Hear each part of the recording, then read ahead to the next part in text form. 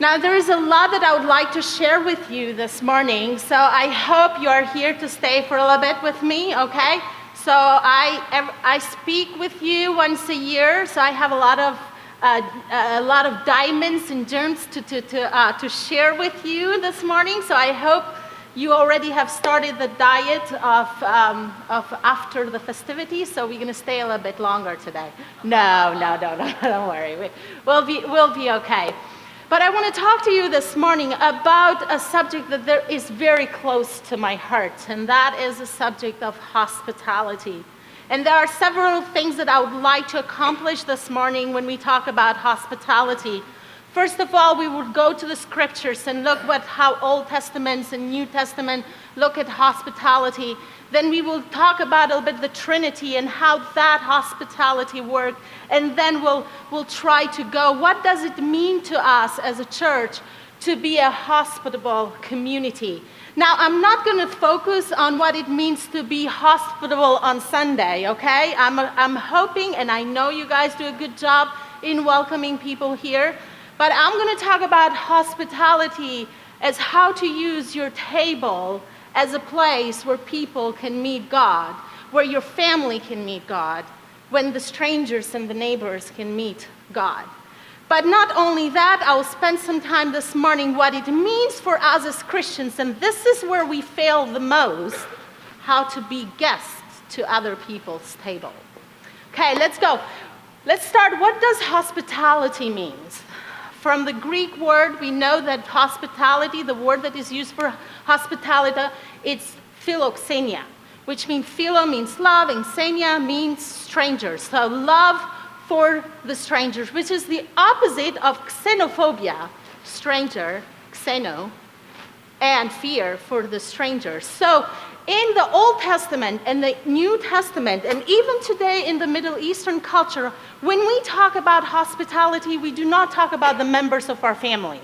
We always talk about hospitality when it comes to the stranger, to the people that we don't have a duty, but we choose to host into our community. The Old Testament, it's full of examples of hospitality. Starting from Abraham, when the angels comes to visit him, we see that he invites them into his house. Now, this is very important. The hospitality in the Old Testament was essential for survival, especially for travelers. They didn't have a McDonald's or a fast food in every corner. They relied on the hospitality of those who they encountered as they journeyed for days and walked for days. And we see in the Old Testament that it also, the strangers also needed a safe space to be. So what would happen normally in the older time would be that you would stay in a visible space for the owner of that community, or the head of that community to see you. Usually there was always an elder sitting at the door or at a visible place where they could see what's happening around them. The strangers would stay in this distance, and when the household, like the host of that house, the elder of that house, would see the person, all the people, they were the one to give them the blessing to come in. And from the moment the guest, the stranger, stepped into that house, it was not anymore a stranger. It was a member of the family, and sometimes it came with huge sacrifice. In fact, we see in the story of Lot, when angels go to visit him, we know that story, what he had to do with his daughters. So it came with a huge sacrifice in the Old Testament of what it means. You had to protect that person that came at your table. You had to protect them with your life or the life of the members of your family. It was essential. Now, hospitality was also extended to a way of living. We see in the Old Testament that hospitality means also clothing for those who don't have clothes, to feeding the poor. We see, especially in the different rules in Leviticus, that God asks the landowners that when they harvest, to not harvest the corners, to not go back and get what missed, to allow that for the poor. So hospitality had a very wider understanding. But this morning we will focus on the very basic sense of hospitality, which is our table, including You see the clothing the naked, including the alien in religious activities, tithing food for the needy. Now, not everything was very romantic, okay? Now, the Jews did make a difference between the foreigner and the stranger.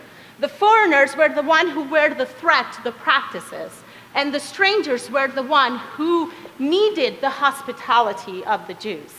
We see this, that God has a sense of hospitality. We see even in the covenant with Abraham. He says, you have to be a blessing to all the nations. And we see he gave the table, this promise, we could call it the table. He gave it to Abraham to share it with the rest of the world. It wasn't just for them to have a feast on their own.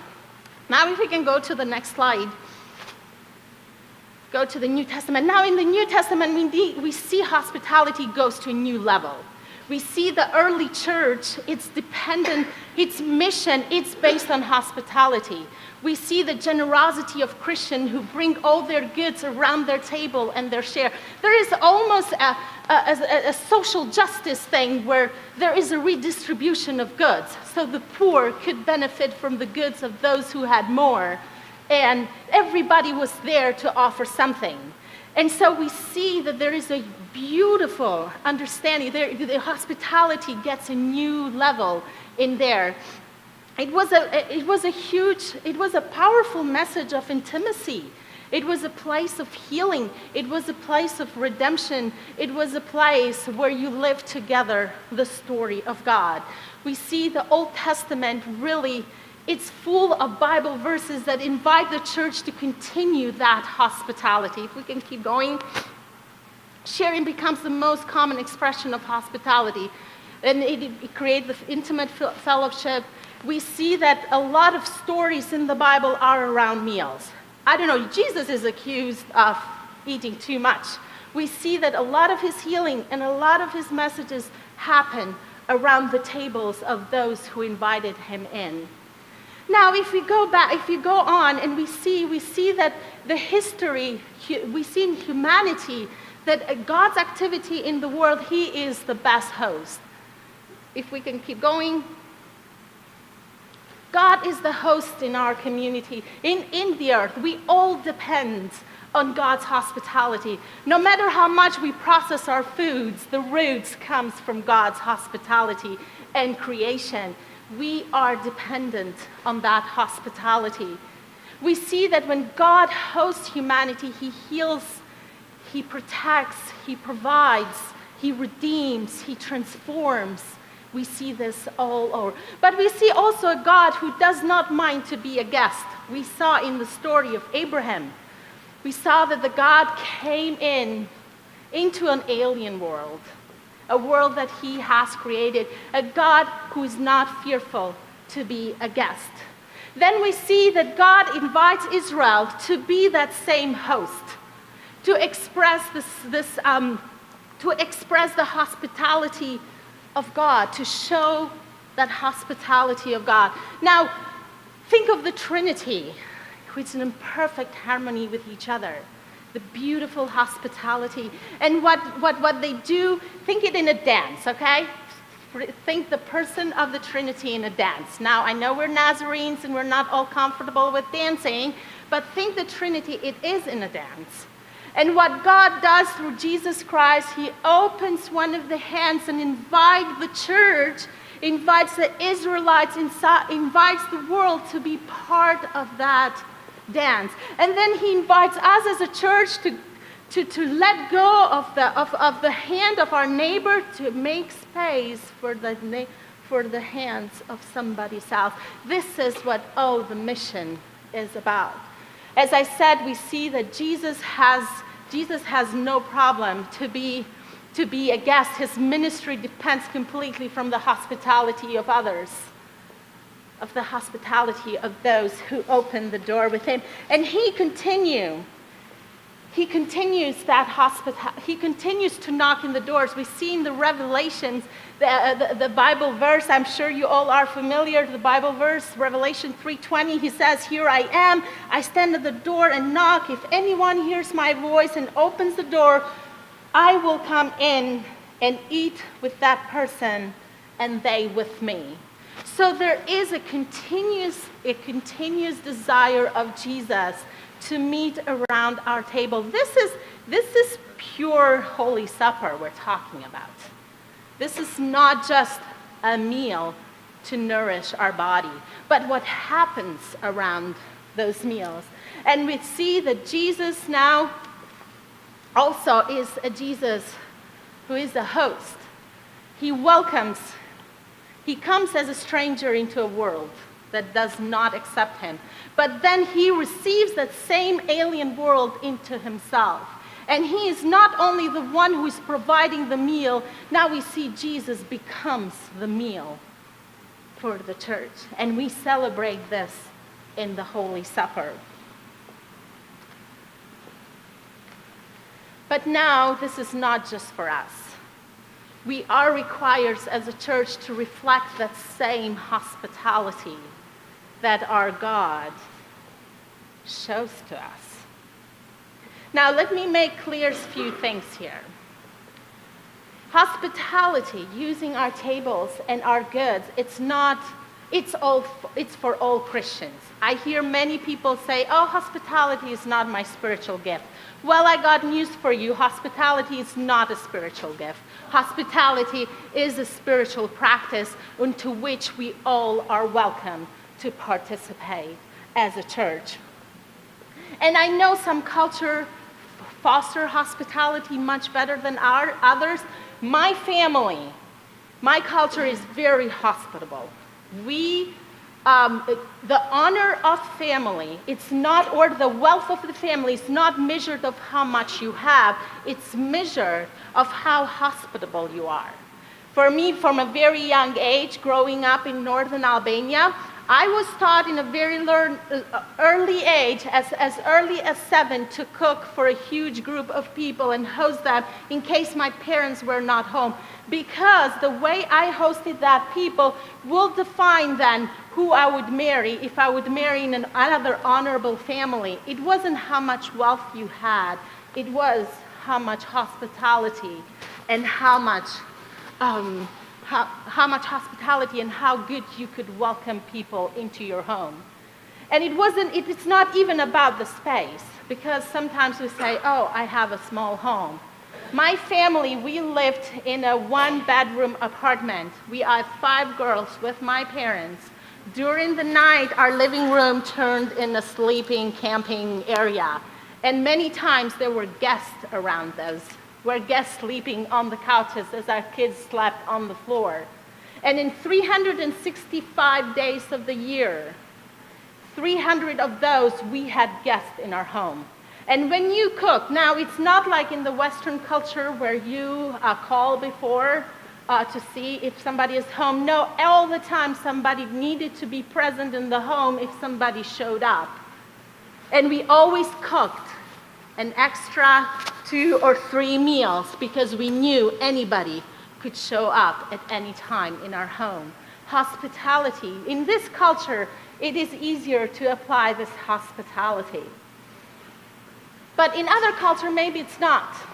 We have lived in Germany, and Martin and I talked many times how we stayed in this church for about 6 years, and we were not invited by any person of that community in their homes. And we were youth leaders. We fed most of the children of these families, except the ones we worked with too. Those were the people that invited us in their homes.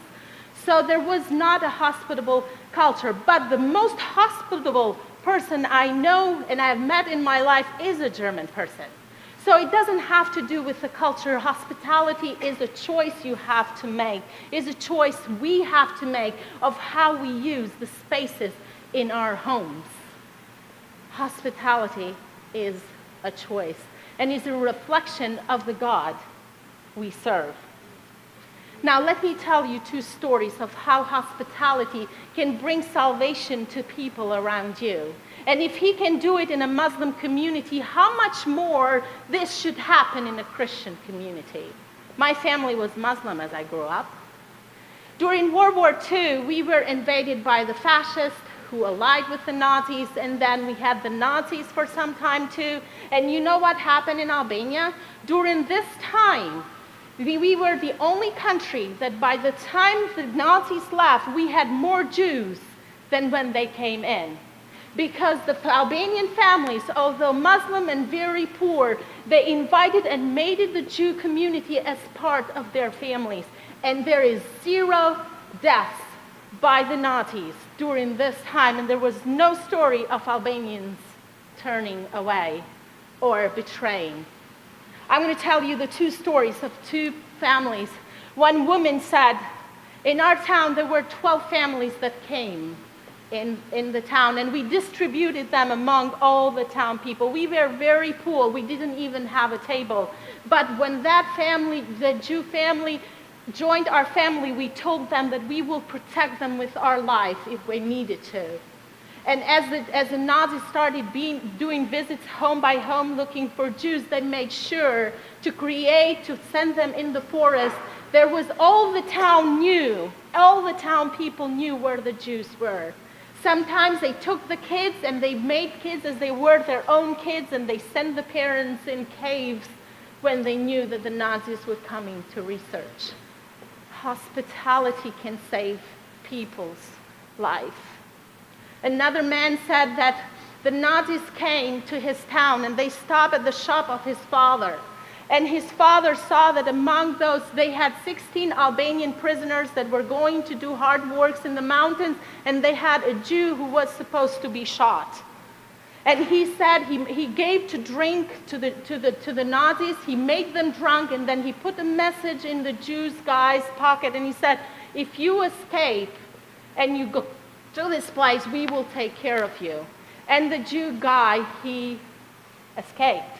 And then the Nazis came back and threatened and hit the man, this shopper. And even though after 4 times he got a gun on his head, he said no. He did not give away the man, because that is a culture of hospitality. And I do believe that hospitality, God's table, it's set all over the world. It doesn't belong only in the church. Trust me, we have traveled and seen enough to see that God's table is set all over the world. But the church has one gift that those other tables do not have. Because when people eat from these tables that are around the world where the church is not present, they experience some form of salvation like these Jews. But the church has something more to offer, a salvation that is not a partial salvation, but is a full salvation of what it means to be humanized, what it means to be God's children, in owning completely who you are, in discovering who you are as a child of God. This is what our tables do when we use them, when we extend the generosity and the hospitality of God at our tables. Do not be afraid to bring strangers into your table. We'll talk a little bit more about that. Now, Martin and I are missionaries. We depend all the time on the generosity of others. In the generosity of the people of peace we found as we travel.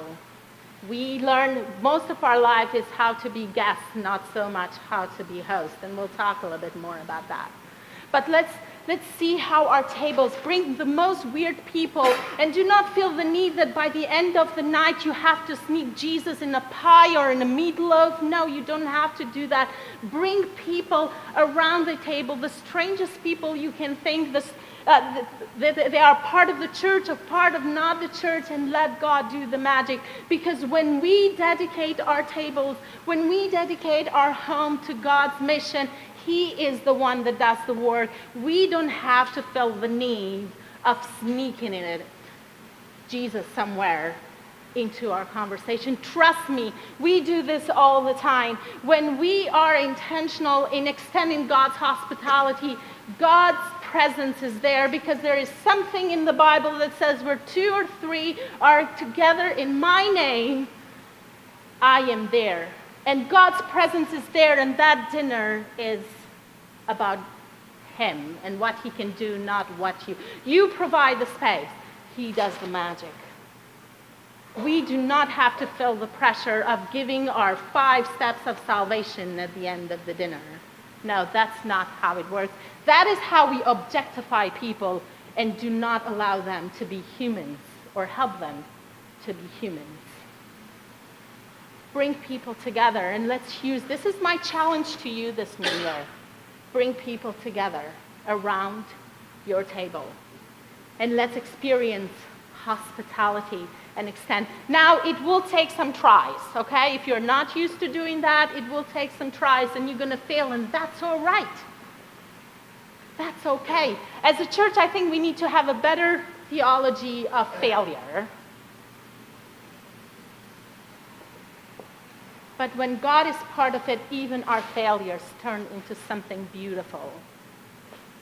And that beautiful things can happen around our table. And it would be a space where also the members of your family will grow in God.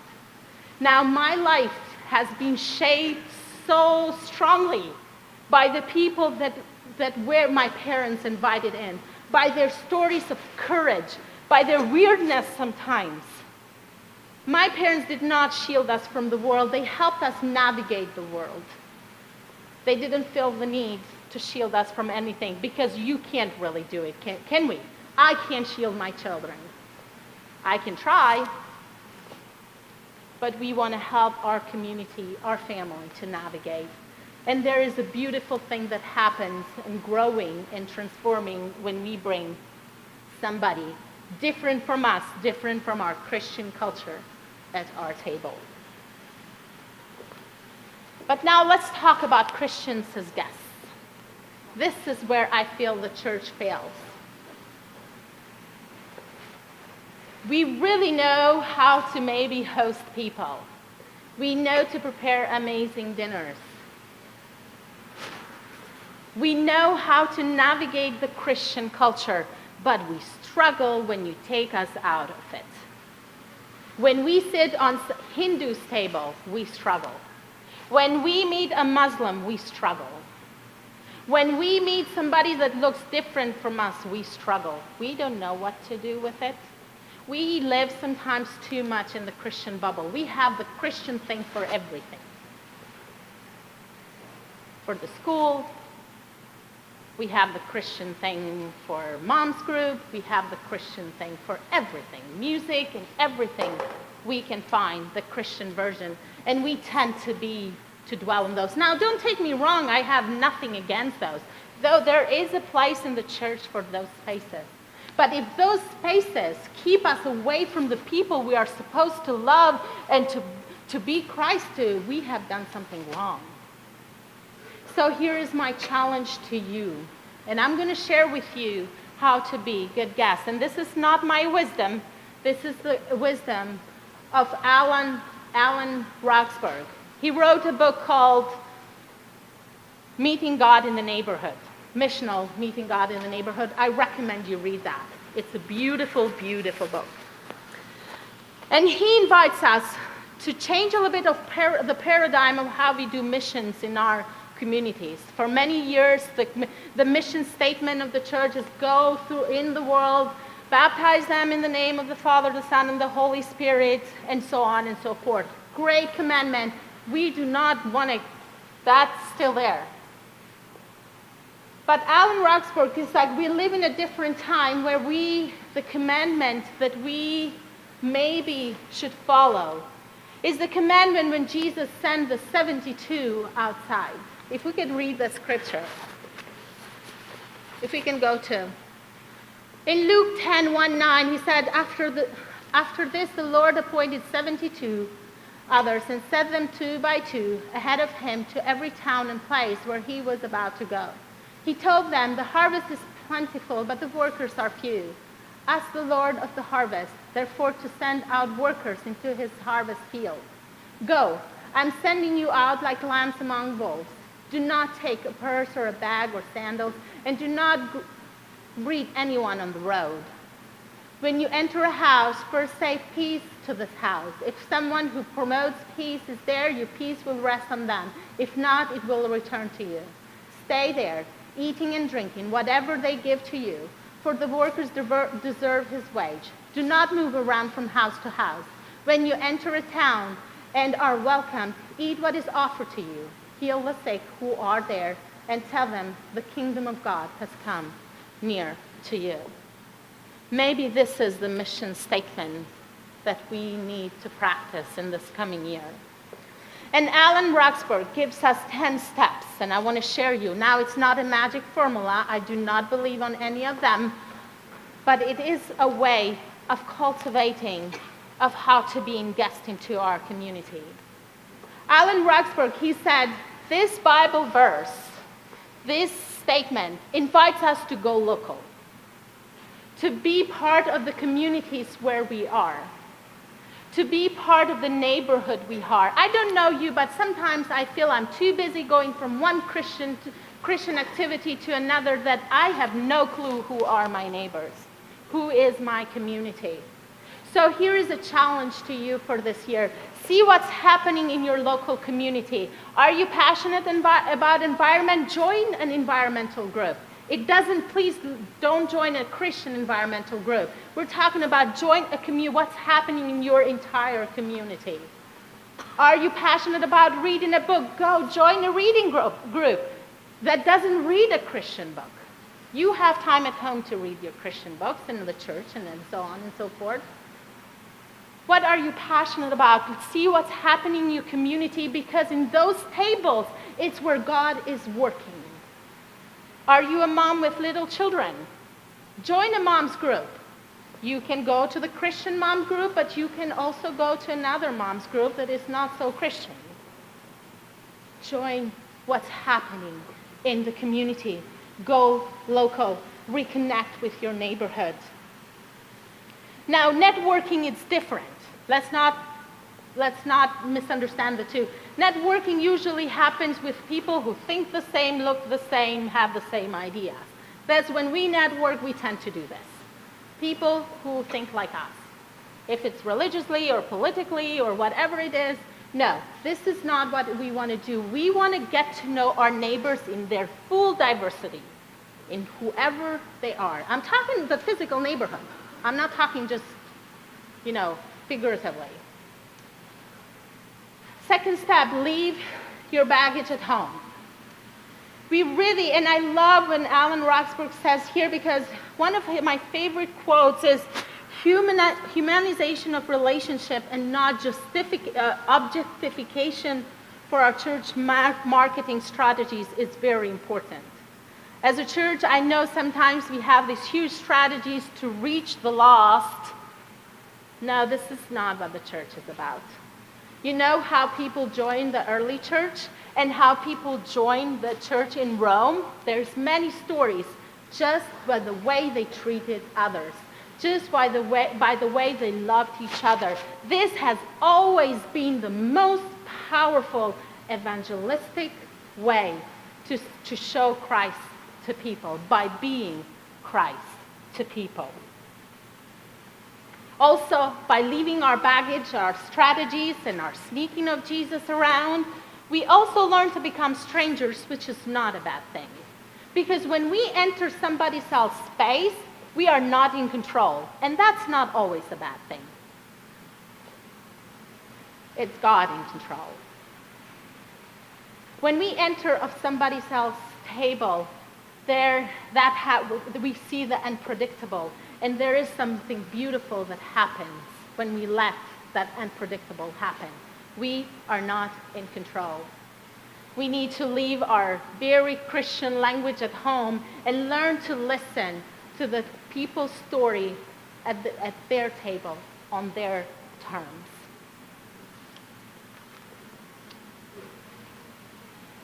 Don't move house to house. And this is an invitation to really put roots in our neighborhood. We always think that the grass is greener at, next door. We always think a church will do better. Another church will maybe be better. Another pastor maybe will be better. No, this is not how the church works. We need to learn to put roots and give time in our life, make time and space to be in our neighborhood, to get to know the people in our neighborhood, from the person who walks the dogs to the neighborhood that is crunchy all the time. We need to learn to know our neighborhood. Eat what is set before you. Now, as I said, Martin and I experience a lot of this, and we have eaten some weird stuff around. But for us, that has been necessary, because when we enter into somebody else's world, we learn about their world. And if for me, one of the moments that people are very open to, it's when they appreciate what other people have to offer. I was traveling in Bangladesh, and I went visiting tribes, and they gave me jackfruit. Man, my body rejects jackfruit like nothing else. But I had to eat it. I had to just drink it with a glass of water and push it down, because that opened the door for me and the people who offered everything they had, and that was a jackfruit. It opened the conversation, and it opened the space to show God's love, and at the end of that, to talk about God's love. When we eat what is set up, when we enter somebody else's world, we meet them where they are. And we know something about God always meeting humanity where they are. And if we want to be of God's mission, we need to join him where he joins the people, so where they are, not where we want them to be. Or not only in our safe space, which is our church community. Become poets of ordinary. This is one of my favorites, because this requires for us Christians to learn to read the stories behind the stories, to see how the stories of the people, we are sitting at their table, they're telling their story. It helps us to understand how their story fits into God's story. I was traveling from Milan to Florence. I had been working, and I had to preach in the coming Sunday. It was a Friday night, and I was like, man, I need to get together my sermon. I've done all my studies, and so I just needed to give it a body. And I had planned that in those 2 hours of train ride, I would just sit there and have my moment of the sermon. And of course, the lady in front of me did not want to know anything about it. And she wanted to talk. And I said, okay, I guess that's got to happen tomorrow. And we started talking with this person. And she told me her story. She told me, after I told her that I was preaching on Sunday, and she was very excited that women could preach in somewhere, this is a very Catholic community. And what happens, this woman told me how she had got cancer. And she said that she left her church community, it was a Catholic community, because they told her that she probably had done something wrong to deserve her cancer. And she was still mourning the loss of that community, but also the pain it has caused. And I remember just grabbing the hands of this strange woman that I don't even remember the name, and saying, I am so sorry the church has failed you. But I want you to know that while the church has failed you, God has not. You did not deserve this. He didn't give this to you. Otherwise, we would be all exterminated if that were the standards. But I want you to know that you are loved and accepted in his presence. And this woman started crying like nobody else.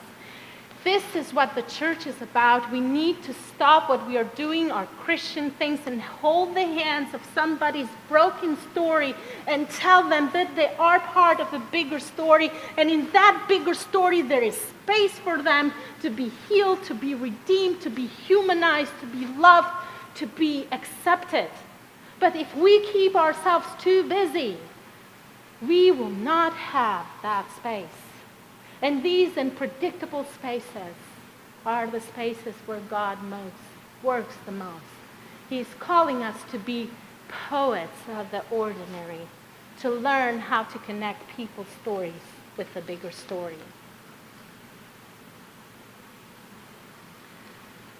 Move the statics into unpredictable. This goes on the line of what I was saying before. We have all our activities, and the church has a rhythm, But sometimes we need to interrupt that and just sit down and say, what's going on? And maybe sometimes talk about the elephants in the room. And as a church, I love this thing we had in Germany. In Germany, I think it was 3 times a year, the church will have a big family discussion. Practically, they will get together, like an intervention almost type of thing. They would get together and they would have a huge discussion. They would list all the things that we think are going wrong or are going good. And they would have a family discussion, and that's where elephants in the room were addressed. They created a safe space into the community, because if we know how to address our problems within the church, it becomes an exercise to then go outside and learn how to address the elephants in the room, the relationship with others we have. Listen to speech. Let's learn to listen to people's story. Now, many times we want to hear somebody's story to see how we can be that poet. But sometimes being that poet means only listening and allowing the story of somebody else to shape your story. You are not in control. You don't have it all. Maybe God is speaking through the stranger. He spoke through a donkey. Trust me, he will speak through a stranger to make us a better church and a better community. We need to listen to people into their speech. We have not got it all. God still continues to speak through the voices of people in our community, even if they're not Christian. Some of my best discussions and moments of growth have been people with other faiths. One of the things I love to do when I go to Albania is to meet with some of the imams in my city. I love to go and have conversations with them, and the questions they ask are questions that I would never ask. The observation they make are observation I'm too much in the church, I would never make. But it makes me think deeper about my faith. It challenges me in a way that the church does not always challenge me. Allow yourself to be exposed to other people's questions. And do not always accept to have the answers. Sometimes I have to tell my imams, that's a really good question, I do not have a good answer. If you could give me a couple of weeks, I'll know people who really could have a good answer on this, and I'll come back to you. And so we do. We need to be part of those conversations. Experience around the edges. Don't be afraid to try new things into the community. As I said, we'll not spend too much time here. But try new things of what it means to be a guest. Go out of your comfort zone. Cultivate experiments, not bags. Okay, that stands for a big, hairy, audacious goal. Many times we try to address issues in our church and outside of church with huge strategies that has been successful in other areas. No, this is not. The solutions of the problems of each community are within that community, and we need to learn to exegese as a community what's happening into our community, how God is working in the church and outside the church. We need to learn to listen to God's voice and what he's doing in the community. And all this is in the premises that God is active in the world. While we are preaching here about things, he's active out there in the houses of the people we're trying to reach. He is active in our community, and we need to learn as a church to see where he is working and how we can join in the tables that he has set up into our neighborhoods. And there will be a time you will be a guest, and there will be a time you will be a host. But this year I want to challenge you not only to be a host unless it has been a problem for you to be a host, and I'll challenge you to start with that. But if you are a good host, learn to be a good guest this coming year. And the 10th is repeat. Repeat. Repeat from number 1. Try new things. Now, I know some of you are saying, isn't this dangerous? Yeah, I got news for you. Everything that has to do with God is a little bit dangerous. But this what happened to the 72 that did this. The 72 came back triumphant. Master, even the demons dance to your tune. Jesus said, I know. I saw Satan fall, a bolt of light out of the sky. See what I have given you guys? You? Me? Safe passage as you walk on snake and scorpions, and protection from every assault of the enemy. No one can put a hand on you. All the same, the great triumph it is in your authority over evil, but in God's, let me repeat this, all the same, the great triumph, it's not in your authority over evil, but in God's authority over you and presence with you. So the authority is on God's presence on us, not what we can do. Not what you do for God, but what God does for you. That's the grace, that's the agenda for rejoicing.